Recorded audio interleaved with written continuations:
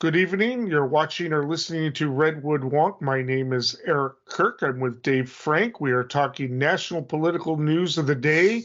And I think one of the biggest stories that broke out in the past week is Dominion has hit Fox News with a summary judgment motion. And in its $1.5 billion defamation suit against Fox News for airing all kinds of crazy theories about how Dominion was involved in flipping the election for Biden, but with evil machines and from China and the like, and some pretty wild stuff.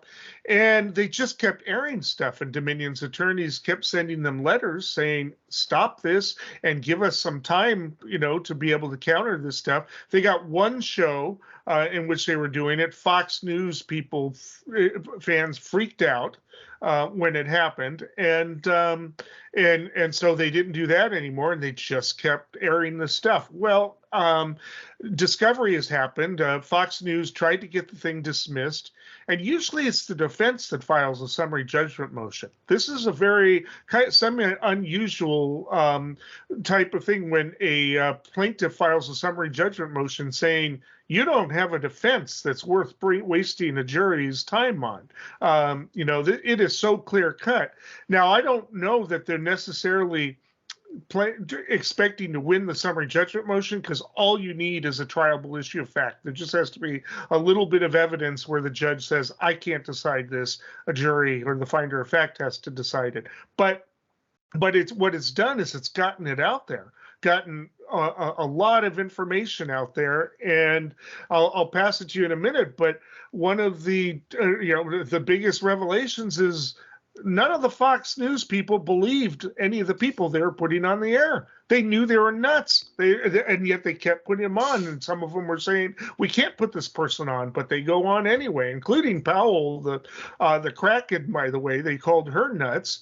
And it was constant. Today, one of the most recent update I have is what was O'Reilly, former Fox News, had to leave because of sexual harassment allegations. He's saying, I would never sell out, for ratings, because the story that is presented in these moving papers isn't even that Fox News was doing it to help Trump win the election. It's that Fox News had been the first to call the Arizona election. And that made it very difficult for Trump's strategy of saying, the election has been stolen. So Fox News took a lot of hits. They're worried about losing watchers to Newsmax and OAN and whatever other Breitbart, whatever other right-wing people are out there that are willing to say anything. Some of them are, by the way, also facing these lawsuits. And Fox News will probably survive it. It'll take a bite out of their profits, but OAN and Newsmax, they may not, because this is huge. Dominion, of course, generates voting machines. They are dependent on contracts around the country, and some of those have been put into jeopardy because people are demanding that their machines not be allowed. And it's huge. I mean, 1.5 billion, that's a big chunk of money, even if they only get a portion of it. Anyway, it's like an 800-page document or something. It's like a summary judgment motion. I do have to say, when I first got out of law school, I took a course from judges who were like saying what you do and what you don't do in court. And they said, if you're doing a summary judgment motion, don't send a big, huge, multiple telephone book thick motion, because I'm going to think, God, there must be a triable issue fact somewhere in there. You want to make it look simple, but again, I don't think the point is to win the motion. I think this was to get the narrative out there and probably force Fox into some type of settlement. And it's going to be a big check, I think. Yeah, I mean, you did an incredible setup, and I appreciate the fact that you're a lawyer too, because it put it in context in a big way. So yeah, one of the key issues here for me, just is to, like you said, a summary judgment motion. The idea is that you're going to say, look, this is so overwhelming that I need the judge to sign and stamp and just basically dismiss, usually it's the defense, right? So that's kind of what I remember seeing is that, throw this thing out with the stroke of a pen. And what corporate attorneys will do often is just overwhelm plaintiffs' attorneys, with these tons of work that require teams and teams and teams of lawyers to defend. But this one, like you said, there's a slightly different issue at play here, because really what they're doing is they're getting their case out there, and it's pretty historic, I think, because we're talking about texts from these stars who now Fox News claims, look, we're not news, and anybody who watches us knows we're not news, we're just entertainment. But that's one of their legal defenses from a prior case. But you've got people like their bread and butter people like Tucker Carlson, Sean Hannity, Laura Ingraham, and even Rupert Murdoch himself. So I just want to, I know it sounds like arcane, but let's look at some of these quotes.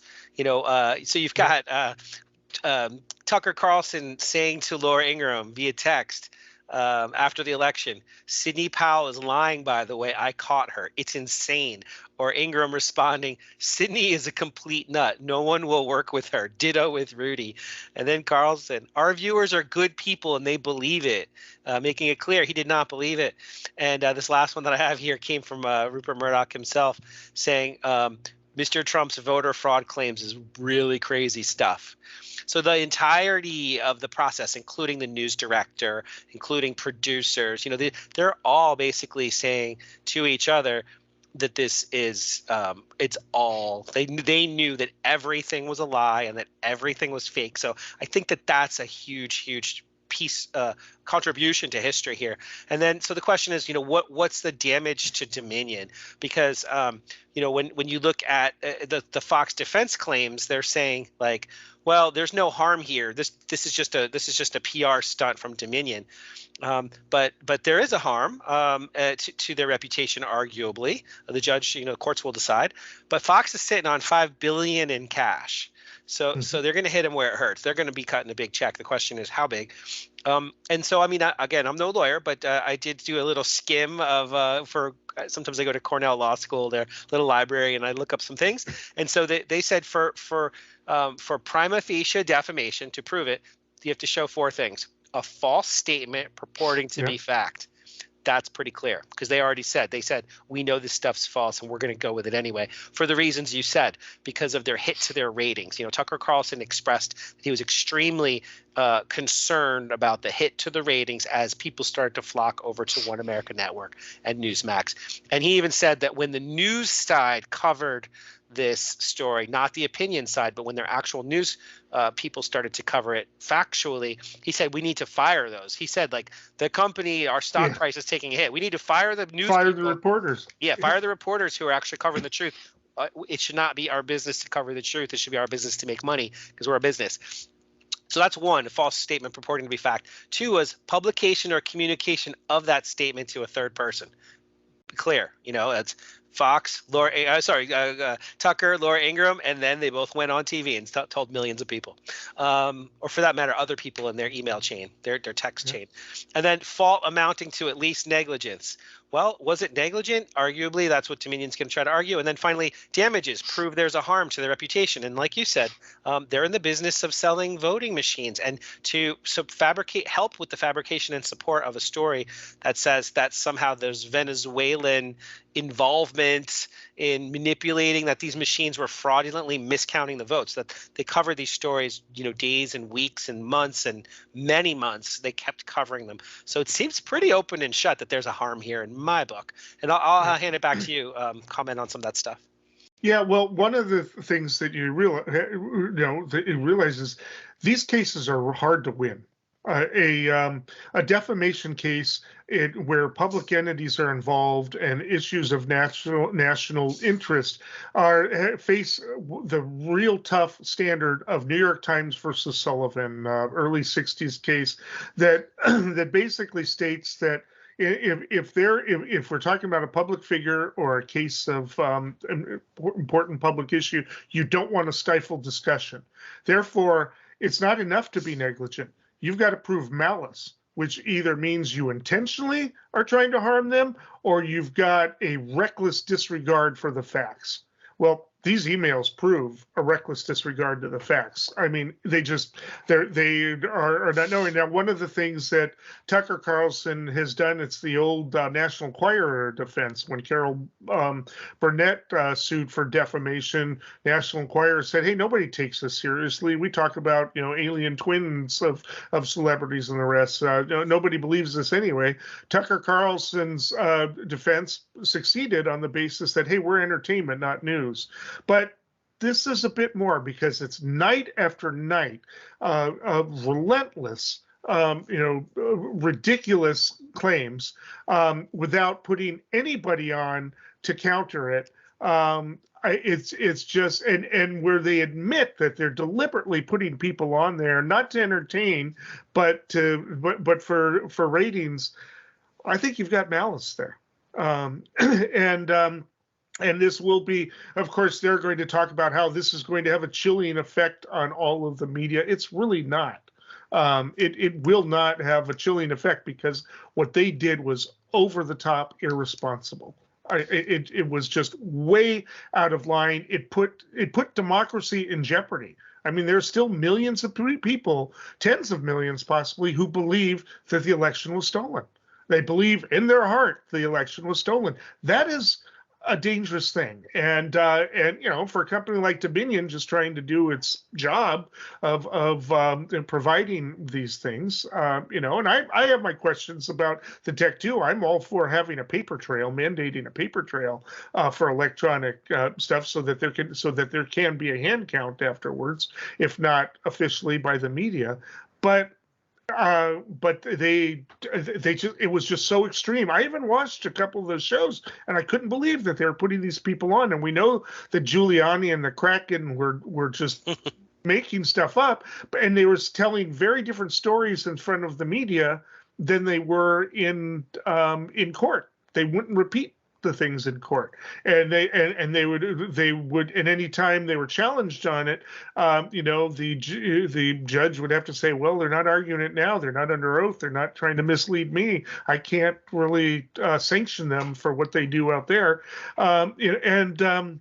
so I mean, this is a big deal, but it won't have a chilling effect. It'll have an effect of maybe you need to get some balance in there. If you want to put the crazies on, fine, but get some people in there that are, can respond to it, even if it means your ratings go down because people don't want to hear it. Yeah, I think it's really interesting that some people are saying, well, this could impact journalism overall, when in fact that's not actually what we're talking about. We're not talking about their investigations, their reporting, that they didn't go out of their way to uncover some great advances in the understanding of how elections work and how our elections may or may not have had a flaw. Because, I don't know if you remember, but I had all kinds of friends and relatives saying, there must be something, right? Could they get on TV and do this if there's absolutely nothing here? It has to be something. And that was so pervasive that it led, for example, in Michigan, to some of the state legislators to come up with strategies to camp out inside the Capitol and hide and look for evidence, like a Nancy Drew book or something. Yeah. But here, this is the thing that that was to set this up. The Guardian, I thought, did a really good job, because if you survey all sorts of journal, newspapers and online media, print media, video media right now, they're all kind of saying the same thing. So it gets to be a little bit like, well, what did we expect, or what's really going to happen here? But so I found one piece in the Guardian that I thought was really interesting. Professor Lawrence Tribe from Harvard Law, he's saying that this case is likely to succeed and likely to be a landmark in the history of the freedom of speech and the freedom of press. And that's a quote. It's likely to succeed, and then and likely to be a landmark. And here's one more quote. This is Lawrence Tribe, famous legal scholar, wrote the book. One of the constitutional law books I had in school was Lawrence Tribe.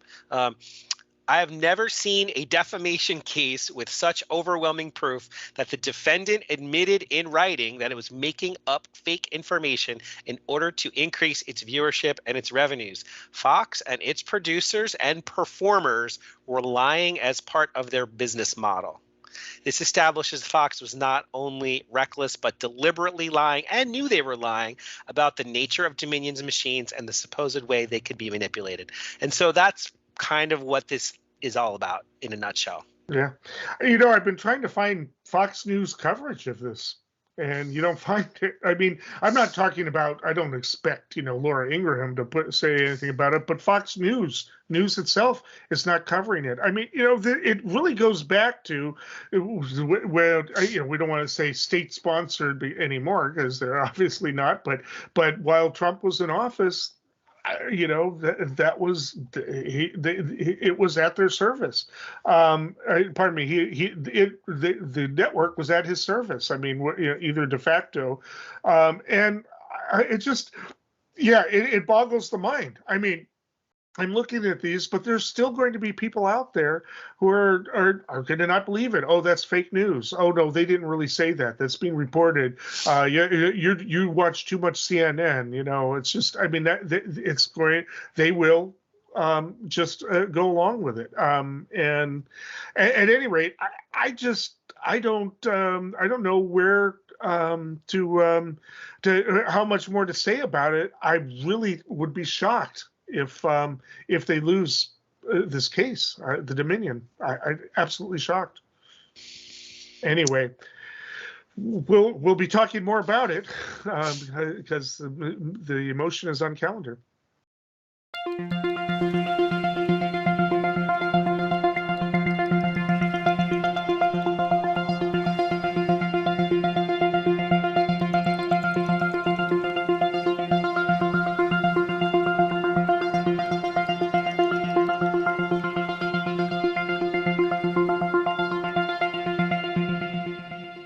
All right. Biden in Ukraine makes his first appearance in Ukraine, kind of a cloak and dagger thing. It was a surprise. He showed up on Monday, President's Day, did it to shore up the alliance, I think, mostly to press to keep the West, so to speak, helping the Ukraine, to try to deter China from giving weapons to Russia. That's been in the news lately. China's actually denying it.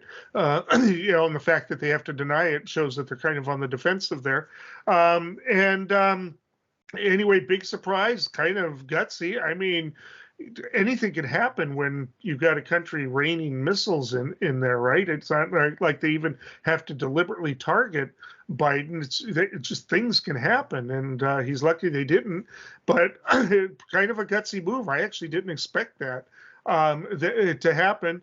He, again, reiterated he wants to continue support. There's pressure on him to send F-16s or F-23s. I forget which. I lose track of it, but so that the Ukraine has modern jets. But as we've discussed with the tanks, it's not that simple. You can't just give them planes. They got to learn how to fly them. They got to learn how to use them. On the other hand, I don't think it would take long for these pilots. I think these Ukraine pilots are probably going to come out of this war the best experienced and pilots on the planet. Russia has never taken area of superiority. So, maybe there's something there to help them, but tanks are on the way. The Leopards are on the way. Eventually our tanks will make it there.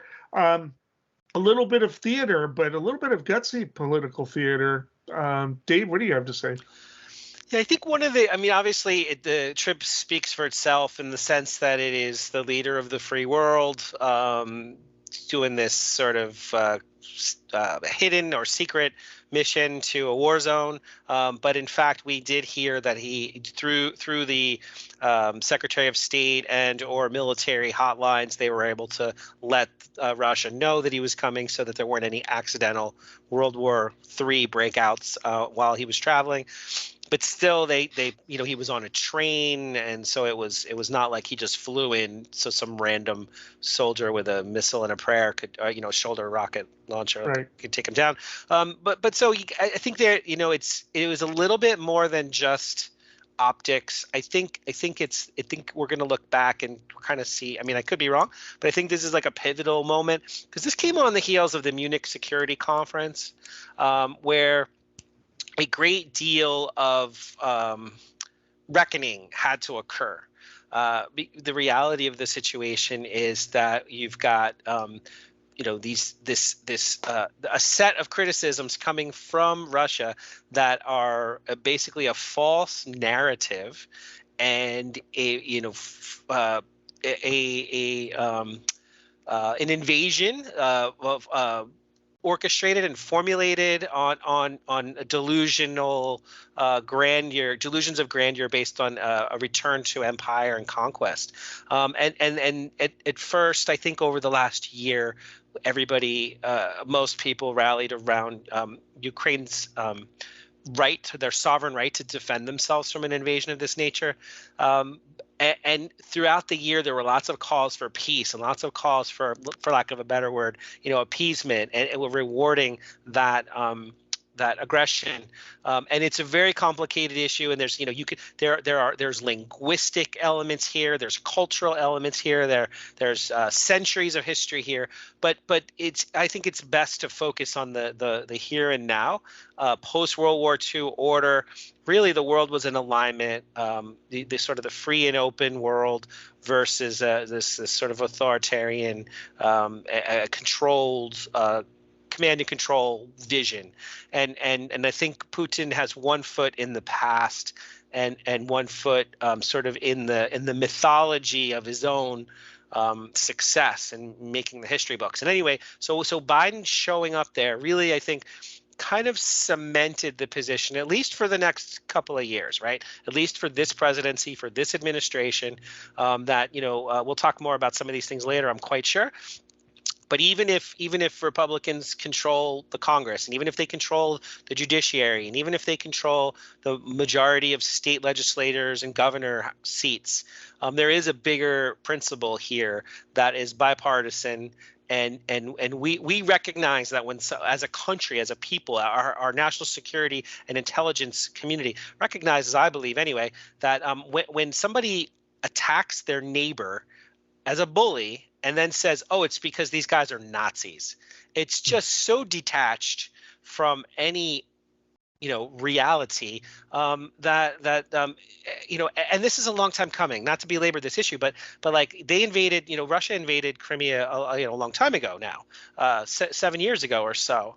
And so the United States, President Obama didn't draw a line in the sand at that time. And when Biden, I think, laid it all on the line when he said, if Russia invades, there's not going to be a connection. There's not going to be a pipeline anymore. Russia's not going to be the energy supplier of Europe. There will be no dependency. And in fact, Russia is now so isolated in many ways that's why I think everybody keeps saying this is going to be a long, drawn out war. So one last thing on this, the pomp and circumstance of the situation, the protocol, the flags, you notice it was Poland. I think it's very telling that when not just his visit to Ukraine, but his visit to Poland, I think that Poland speech was significant because not a lot of people remember this, but Germany and Russia extinguished Poland. So Poland and Lithuania used to be a commonwealth 300 years ago, and Germany and Russia got together and said, how about there be no more Poland? And they split it. Right. So just before World War I, the Molotov-Ribbentrop Pact, also known as the Stalin-Hitler Pact. But yeah. I'm talking way before that even. Oh, you're talking? Oh, yeah, okay. way before. So yeah, that you're talking about World War II. I mean, Yeah. obviously, yeah. No, but I mean, Poland didn't exist for a while. Oh, I see. Yeah, okay. yeah. So it's one of those things where Putin's kind of like playing history chess, and Biden's like, no, we are talking modernity. We're talking, again, I think this is going to be an important point in the evolution of this conflict, because it's a way to lay down the gauntlet in history. Well, and the Warsaw is also significant because that were the name of the Eastern Bloc was the Warsaw Pact back when the Soviet Union had basically control of these nations. Was it really a pact or was it enforced? But this was done, and this was a meeting of what's been referred to as the Bucharest Nine, group of Eastern NATO allies, 9 nations that came together as a special sort of political force after Russia annexed Crimea in 2014. So yeah, this is and his speech was very important there. They wanted to know that this was still happening and that there's commitment from the United States, which is providing the bulk of a good portion of the weapons and supplies to Ukraine, although other countries are supplying a lot too. In countries that don't have weapons to give are giving. It's just so it was very significant. It appears to have been it's being evaluated as having been effective in shoring up the coalition. Whether or not he's got approval back home, it's too soon to tell. We'll see where the approval ratings go. But the Republicans attack on him. They're always attacking him.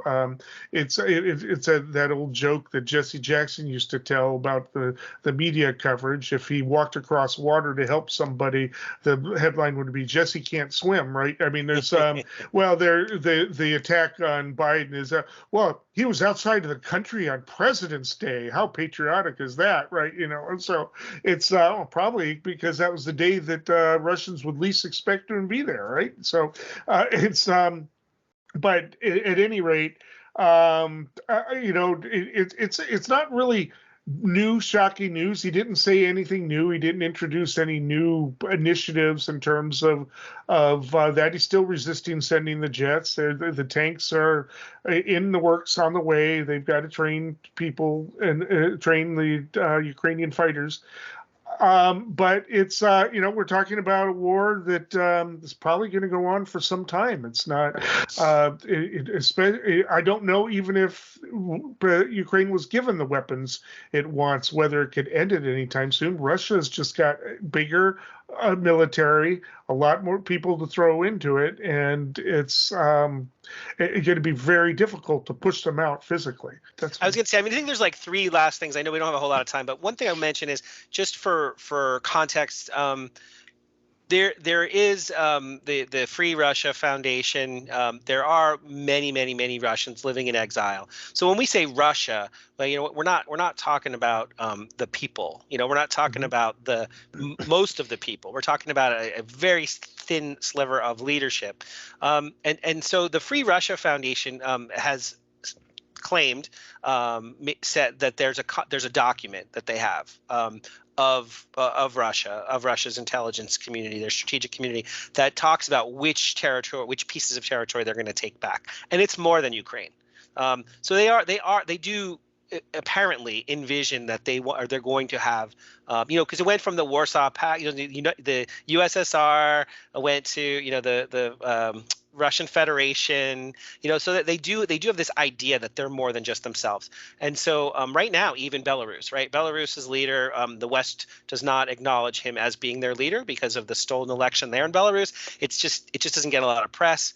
And so that guy's he's on thin ice. And they're one of the countries that it looks like will merge with Russia, according to Putin's plan, is Belarus, that they will actually merge. So there's, it gets deep, but the idea is that you've got these the NATO is countries, Europe, whether it's the economic side, the democracy, the freedom, the liberty, peace, the citizens, or the military side. Like the idea is that we stand up for our values. Or that's part of, I think, why Biden went there. But also, when you talk about say, for example, the politics, and you say, oh, well, this guy's leading by this many points, polls say this, the news covers the horse race. The news doesn't typically cover the let's call it the boring stuff, right? But what we've seen for the last year is weekly or more than once a week, we're talking about war crimes. We're talking about mass graves and other awful, evil things we don't need to talk about. But that's the strategy here. The strategy is to pulverize this eastern Ukraine, cut off the power, cut off the heat, make tens of millions of people suffer, create millions of refugees. We're not talking about soldiers lining up and killing other soldiers very much. That is happening, but this is sustained destruction. This is an annihilation. This is arguably a genocide. So there are bigger principles at play, and I think the more Putin. He's very rational, but the more he's single-mindedly harming his neighbor, who he's claiming to try to liberate, how liberated would you feel if the approach to your freedom was this, what we're seeing here, right? So I think it's taking a long time to bring the right wing over, to bring the left wing over. The Biden administration has critics from all sides, and I think in this case, maybe him and the White House and people around him have a vision of how to kind of bring people along. I'm not saying he's like Churchill or Roosevelt or anything, but far from it even. But this is the best he can do, and I think that this will be considered a successful trip. Yeah, no, I think so too. I was he'd been criticized for not going before. He gets criticized when he does go. I mean, it's just there's no way he's going to win politically on that. They're going to cover the downside. We know what Fox News does. We know what a certain media does, and even the rest of the media. It's kind of they didn't. The media turned against him in Afghanistan. They've been looking for an excuse to turn against him in Ukraine. I mean, they're just looking for downsides. I don't know why the media feels it necessary to do that. And I'm not even talking about Fox News. I'm talking about a lot of media in general. I don't know if it's just sort of a cultural thing. They don't want to be perceived as being biased or whatever. But the coverage has been kind of mixed. But we'll see. I would say awful. Okay, well, yeah. I mean, but the fact is he showed up in a war zone as a president. I don't know how many times presidents have done that before. It's a big deal. There must have been a lot of planning around it. Zelensky was clearly grateful. Biden's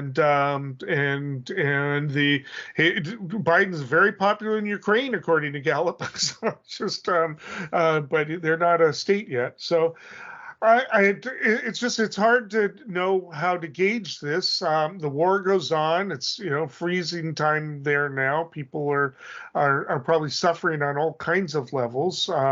Every few weeks, Russia sends missiles to destroy the infrastructure, denies doing it, and it just goes on. But it does appear that Russia's surviving the sanctions, but they aren't flourishing. Their economy isn't, people aren't that happy there. So, and they're seeing people put, not to interrupt you, I apologize, but I know we're in our last seconds here. You're seeing Russian citizens get jail terms 3 to 5 years, 5 to 10 years for doing things like speaking about, like saying a fact, right? Or saying the wrong word. If you have to crack down that hard on your own people in just their syntax describing reality, then chances are you're an authoritarian that might be on the wrong side of something. Okay, that takes us to the next segment. I don't think I've made mistakes. I mean, every time somebody says I made a mistake, they do the polls and my numbers go up. So I guess I haven't made any mistakes. We showed up and we demonstrated that we would not have our voices silenced by a Republican Party that across the country had a singular intention on suppressing the right to vote. Some Democratic senators seem to imagine they could just break the rules on a razor-thin majority. Nothing would stand between them and their entire agenda, a new era of fast-track policymaking. The Republican Party moved very far away from reality. And And the fact that you got colleagues of mine in the Senate who refuse even today to acknowledge that Donald Trump lost the election. How do you deal with that? Joe Biden is the president we need right now. Battle-tested, forward-looking, honest and authentic. He has never forgotten who he is fighting for. So we're going to focus on Florida. There was a video on Twitter by a substitute teacher in Duval County, Florida, that went viral. And he walked through a library in one of the schools. They're not saying what school exactly, and bookshelves were empty. Now, all of these shelves, according to the district, and probably true, all of these books aren't necessarily being banned, but they're being boxed up, taken out to be reviewed for whatever transgressions the new laws, the Don't Say Gay and anti-CRT laws are saying in there. But some of the books that have made it on, and not every county is uniform. The blue counties have been pushing back and aren't doing things, but all of the books were pulled out of all of the classrooms in Duval County. This is a pretty extreme situation, pending review. They're going to check through each and every book and the ones that have not made it back, some of them we know, Kite Runner and stuff like that. But Toni Morrison, Albert Camus' The Stranger, for some reason, I don't even, I read that. I don't even remember what's in it that would be objectionable, other than he rants against God at one point. But he's not a character. Well, there you go. Yeah, he's a nihilist. Nihilist. Yeah, terrible. Right, but he's right? But that character is about to go be put to death for sorry, for not crying at his mother's funeral. So it's not exactly anyway. It just was a Roberto Clemente biography is being reviewed because there are references to discrimination, and it's being reviewed as to whether or not those references to discrimination could be considered critical race theory. I mean, it's bizarre. And critical race theory to some people is basically being defined as anything that might make a white kid feel bad. Right. I mean, but even, beyond the usual politics of it, the shots of these things being open, even if all of the books come back, it's still a creepy authoritarian process. For 10 months, those books were off the shelves.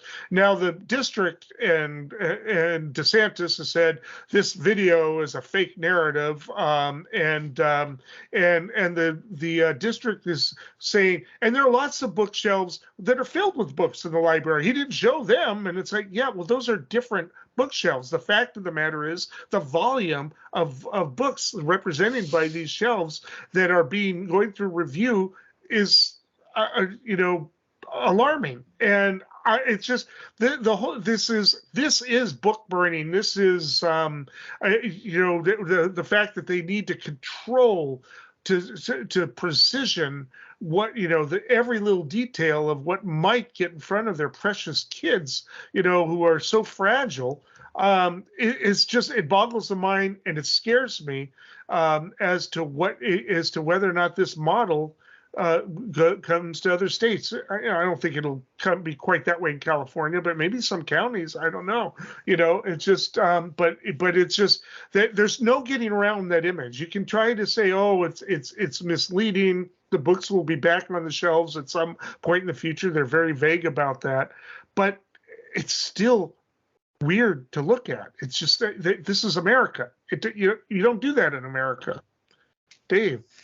Yeah, this is one of those, it's a little disheartening, or a lot disheartening, and it's hard to really get a sense of where to begin. I think the best approach, big picture, and again, you set it up really well, so thank you. These three laws in combination that are passed, we can get into the specifics, but they are having a chilling effect on teachers and librarians, and ultimately, of course, students. And while school districts are interpreting the laws differently because they're state mandates that are vaguely written but highly threatening, what is happening, the net result is that each book, in order to be justified to be in a school, must be vetted by a media specialist for approval. And sort of by definition, when you're being threatened with losing your teacher's license or being charged with a third-degree felony, the school districts are erring on the side of caution. And when the collections of books are too large to just remove them, because you've got, say one librarian in a giant library full of books, or, they're covering them up. So in a way, it is almost like, when the Attorney General at one point covered the Lady Justice, the marble statue of Justice, with a sheet at the Department of Justice hallway, because they thought that it was inappropriate to show a marble bust of a goddess of justice, and said, nope, our sensibilities are too much, cover that statue up. So you're covering up justice because you can't see the forest for the trees. And I think that's kind of what's happening here. And like I said, we could get into the specifics of the actual rules, but I think I want to talk about the impact. So this organization called PEN, and I'm not even certain what it stands for. I looked through some of their publications on this, and they reported that from July of 2021 to June of 2022, in 1 year, in America, I think they were really talking about Florida, but they're saying they studied this policy and others like it. 2,532 instances of individual books being banned, affecting 1,648 individual titles. And the two most common categories frequently banned are books with LGBTQ themes or prominent LGBTQ characters, and books with protagonists or secondary characters of color. And these aren't just like esoteric books either. Like you said, two big ones banned in Florida, Margaret Atwood's Handmaid's Tale. Yeah, there's irony for you. Irony, right? And Judy Blume's Are You There, God? It's Me, Margaret. Yeah. So Judy Blume has been banned before because she talks about masturbation in her books sometimes and things like that. She's been a target of people wanting to censor teenage, books because teenagers are so fragile. They're around. So I know why the cage bird sings, because of the scene where her uncle rapes her. Very disturbing scene, but it's not porn, right? It's a reality that she described in her life. I mean, it's just it's sad. I'm just sad what kind of education these kids are going to get with teachers that have no autonomy anymore. They're afraid to move, afraid to breathe, and they're leaving Florida, by the way. And let me say this too. Sorry, I started to interrupt you earlier because I just had one more thought on that. Like, what is the impact? I think it's important to note that one of these laws that were passed, it provides a mechanism where, and I'm going to quote, I think this is from the Penn report, parents or citizens who are censorship-minded can scrutinize school collections for books or topics which they disfavor, books they feel are not age-appropriate, or books they feel violate these laws. So almost like in Texas, where they were deputizing people to find abortionists or people seeking abortion, what DeSantis and his people did here in Florida, his supporters and his, I don't even want to go so far as to say it is policy, folks, but this is a policy after all. They were basically deputizing there's according to the Penn America study, they've identified at least 50 such groups that are actively seeking these bans. So it's become a national cause celeb where people are coming from all over the country to try to figure out ways to things that they are going to claim are harming children, and then go figure out how to get those things kicked out of the curriculum. And the way the process works is a parent just has to raise a concern. Before anybody even looks at it, anybody besides that parent, it's taken off the shelves. Not left on the shelves until proven guilty, but taken off the shelves, penny rule, simply because the parent says, I don't like that book. That's it. I mean, it is just absolutely flabbergasting that that people are doing this, and I don't understand why there aren't, isn't more screaming at the school board meetings about this. I mean, I would not want my kid in those schools. I would definitely not want to have a child in Florida schools right now, not even in the blue counties. I would, I'm sorry. It would. It's just we've all got problems with our schools everywhere, but that is just the making everything bland. I mean, I'm thinking of books that I read in high school, ones that I was assigned. I know why the caged bird sing. The Stranger I had to read. I mean, some of the books I had to read are on that very list, and then I start thinking about Invisible Man, Ralph Ellison, and even briefly To Kill a Mockingbird was on one of those lists by a parent who didn't recognize what it was. Right. It's just, it's in there. But, and again, there's too much subjectivity. People don't know what critical race theory is, so everybody gets to decide what it is. Yeah. And we're talking about media specialist as the designated legal concept here. So you gave the example of Duval County. There was an interview. I think it was the Guardian interviewed the librarian there. It was the Independent. So it was a British paper, another British paper. And so I had to go to Canadian papers and British papers to try to get something that was more detailed and thought provoking than just what we get here. But anyway, so what the media specialist said in Duval County, where you said there was videos of empty bookshelves, said it's a sad sight where students are walking by an empty, closed library, unable to access books, until she personally could get around to reviewing 37,000 books on her shelf. Because according to the law, and then this is back to the law itself, it mandates that the schools maintain an online database of every book in their collection in a searchable format, and then they each have to be determined not to contain harmful or offensive material by a specialist. And then Florida Board of Education just clarified that, in fact, it applies to any books in the school at all, even classroom libraries. And so this is I'm going to end on this note here on this. The quote from that Duval County librarian, she said, "This is challenging, but more importantly, it's subjective. The phrase harmful to children in the law is so vague. It used to just encompass pornography, but now it adds excessive violence, negative language."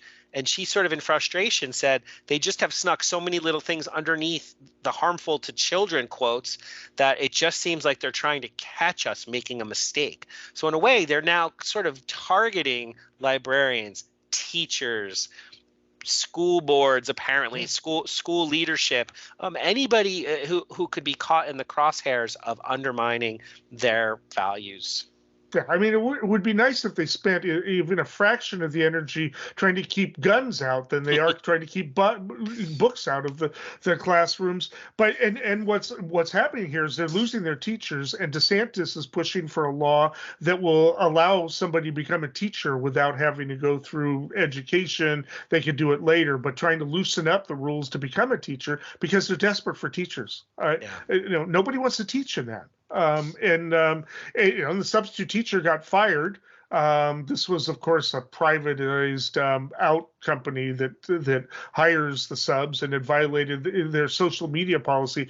People think that he was fired for putting something inaccurate up. No, he was fired because you're not supposed to film anything at the schools if you're working for him. Fine, he broke that rule, but it's like I said, when their rebuttal is, see, we've got shelves full of books. It's like, no, we don't care about the shelves that are full. It doesn't matter that you've got some books in there.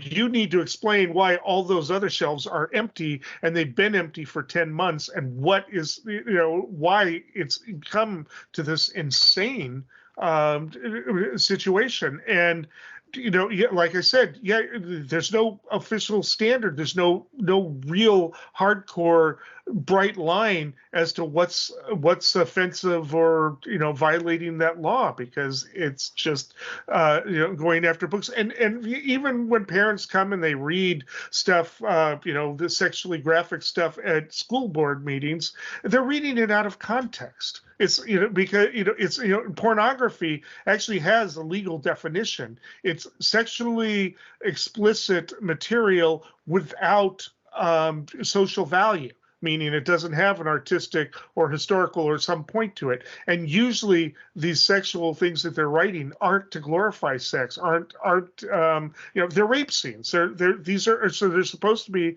disturbing. Now, if you don't want your kid to have them, then they shouldn't. And of course, our producer Matt just asked, "Are they going to take smartphones away?" I mean, for crying out loud! Yeah, when you can access on your computer, it is a lot more than you're going to get out of any of those books. If you're really looking for pornography, there's even the joke anymore. It was like, oh, I bet you, I can't remember, it was in a movie or a television series. How much do you pay for pornography? It says, who pays for pornography anymore? I mean, you get it accidentally in a Google search. So it's just. It's beyond, or you'll come to a site and it'll say, "Are you over 18?" Click yes. Okay. Hey, welcome in. I mean, gee, I wonder how kids are going to get around that. What's scary is what it leads to. And what it's going to. The fact that there has to be somebody going through vetting and reviewing books. It must not be that awful of a thing if you have to go looking for it like that. So I think, in defense, air quotes, of what some of these school districts are saying is like, why are you doing this?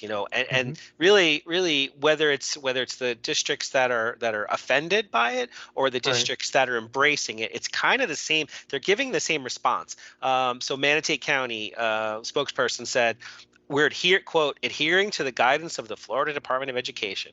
And Duval County spokesperson said, we are taking the steps required to comply with the Florida law. So I ask, is this DeSantis running for president, intending this to be an attention-grabbing national issue for the sake of a vanity exercise to increase his positioning in the presidential race? And I think that's the likely answer here, is that this is a political movement of one that is just off the rails.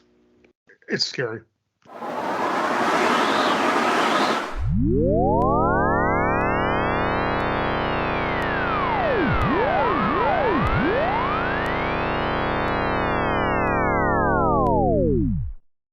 Okay, that brings us to predictions. Dave, what do you have?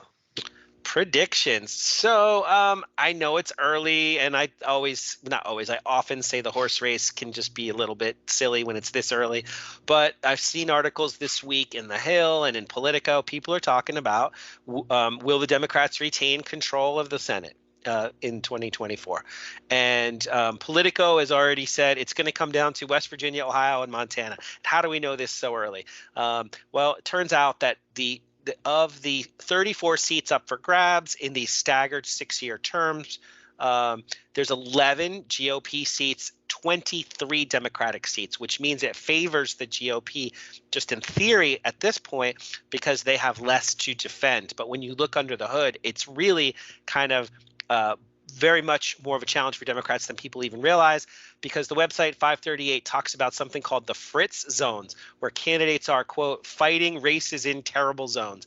And there are 8 zones that are terrible. So there's 4 that lean red: Pennsylvania, Michigan, Wisconsin, Nevada; 2 that are solid red: Arizona, Ohio; and 2 that are very red: Montana and West Virginia. So that leaves John Tester, Steve Manchin, and Sherrod Brown as the 3 people who have the hardest task. And basically, my prediction here is that since we are 2 years out and a lot can happen that time, it's not certain, but it seems at this point very likely Democrats will lose control of the Senate. All right. A lot can happen there. John Tester did declare he's running for re-election, which breathed a lot of sigh of relief. And Tester and Brown have shown they can win elections. I mean, they've done it time and again, but it's just getting more and more polarized. My prediction, I'm going to keep it short. Biden does not run for re-election. Wow. I'm going to talk about that more in a future show, but I'm looking at signs. I do not think he's going to run. And so then what do the Democrats do at that point? We'll be talking about it. Mic drop. That's a big one. Okay, well, we'll be talking about it. Then who knows? I could be totally off. But until next time, stay informed and stay engaged.